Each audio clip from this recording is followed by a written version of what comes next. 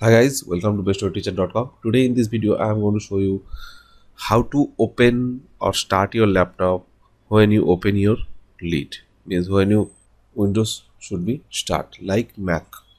To do this, first you need to click on search button and just type here command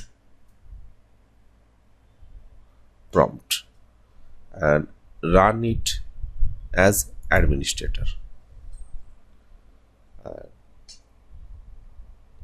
After that, just type this code. In description you will find this code, and after that click on enter. And now close this. After that again go to the search and search here power plan and click on it.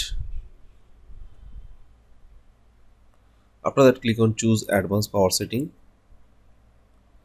and now go to the power button and lead.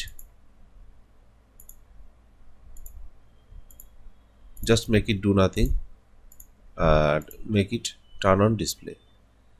Click on apply, click on OK, and now once restart your PC.